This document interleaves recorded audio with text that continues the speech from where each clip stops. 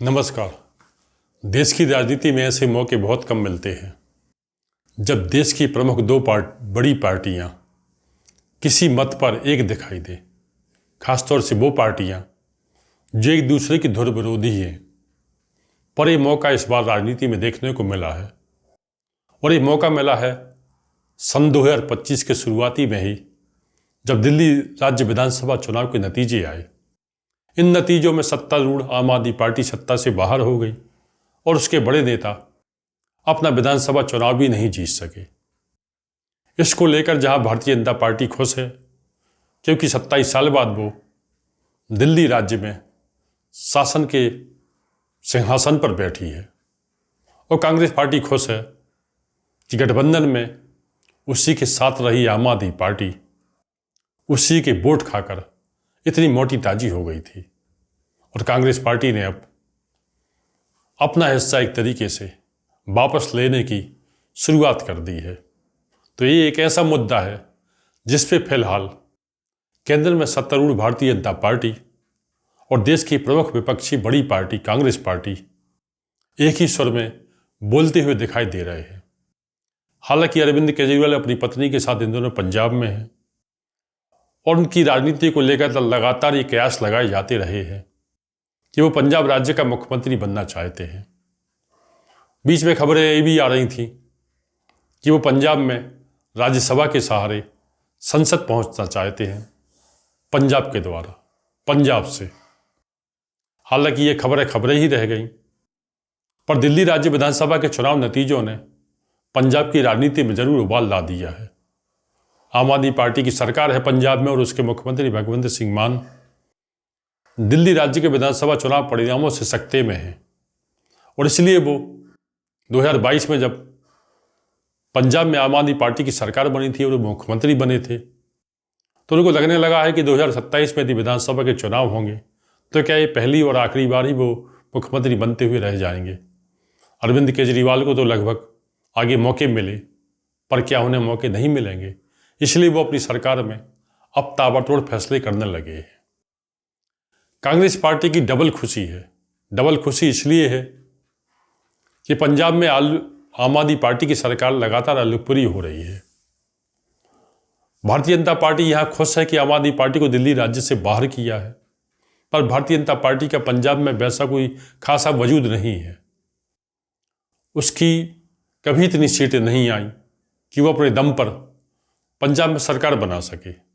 अकाली दल के साथ गठबंधन में जरूर वो सरकार में रही, पर अकाली दल से उसका गठबंधन टूट चुका है और भारतीय जनता पार्टी की अभी इतनी हैसियत नहीं है कि वो पंजाब को लेकर किसी बड़ी राजनीति की बातें कर सके। पर कांग्रेस पार्टी के पास ऐसा खूबा है, क्योंकि कांग्रेस पार्टी जो सत्ता में रही उसी को हटाकर तो आम आदमी पार्टी वहाँ सरकार में आई थी। तो कांग्रेस पार्टी का खुशी का यही कारण है। उसे लगता है कि आम आदमी पार्टी पंजाब में सरकार से बाहर होगी तो उसका स्थान भरने के लिए कांग्रेस पार्टी आगे आएगी।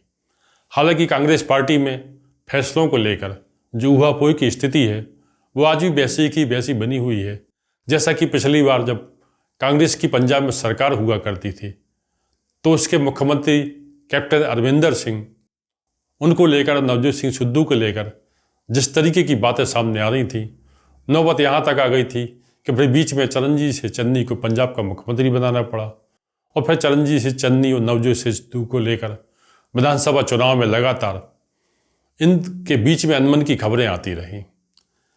हालांकि कांग्रेस पार्टी ने विधानसभा चुनाव के दौरान बड़ी दिलेरी दिखाई थी जब उसने नवजोत सिंह सिद्धू की तमाम कोशिशों के बावजूद चरणजीत सिंह चन्नी को मुख्यमंत्री पद का दावेदार घोषित कर दिया था। पर वो कांग्रेस पार्टी चुनाव हार गई अपने इसी देरी से फैसले लेने के कारण, और देरी से फैसले लेने के कारण या डामाडोल स्थिति में या ऊहापोह की स्थिति कांग्रेस पार्टी में कई राज्यों में देखने को मिली। मध्य प्रदेश में चाहे वो कमलनाथ और ज्योतिरादित्य सिंधिया के बारे में हो, राजस्थान में अशोक गहलोत और सचिन पायलट के बारे में हो, छत्तीसगढ़ में भूपेश बघेल और टी सिंह के बारे में हो। यही कारण है कि इन राज्यों से कांग्रेस पार्टी सत्ता से बाहर हो गई। हालांकि हिमाचल प्रदेश में कांग्रेस पार्टी ने मुख्यमंत्री सुखविंदर सिंह सुक्खू और पूर्व मुख्यमंत्री वीरभद्र सिंह की पत्नी प्रतिभा सिंह के बीच के मामले को लगभग फिलहाल सुलटा लिया है, ऐसा लगता है। तेलंगाना में जरूर उसको लेकर कोई खतरा नहीं है। रेवंत रेड्डी वहाँ सरकार की कमान अच्छे से संभाले हुए हैं, पर कर्नाटक में यही डावाडोल की स्थिति कांग्रेस पार्टी के सामने है। मुख्यमंत्री सिद्धारमैया और उप मुख्यमंत्री डी के शिवकुमार के बीच में जिस तरीके की बातें सामने आती रहती हैं, उससे कांग्रेस पार्टी का ये असमंजस जो कई सालों से उसके में नेतृत्व में है, वो आज भी कर्नाटक को लेकर देखने को मिलता है। पंजाब राज्य में 2027 में विधानसभा के चुनाव होंगे। अभी से ये माना जाने लगा है कि चरणजीत सिंह चन्नी जो अब सांसद बन चुके हैं, संसद पहुंच चुके हैं, वो चाहते हैं कि उन्हें पंजाब राज्य के विधानसभा चुनाव में मुख्यमंत्री पद का उम्मीदवार घोषित कर दिया जाए। कांग्रेस पार्टी ऐसा करेगी, दूर दूर तक इसकी कोई संभावना नहीं है।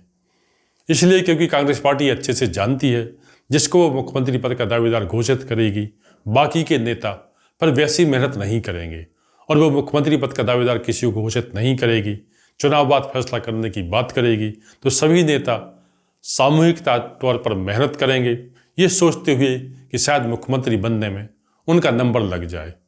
कांग्रेस के ये ऊहापोह की स्थिति केरल में भी देखने को मिल रही है, क्योंकि केरल से सांसद शशि थरूर ने कांग्रेस के नेतृत्व से अपने लिए कोई जिम्मेदारी देने की बात कही थी।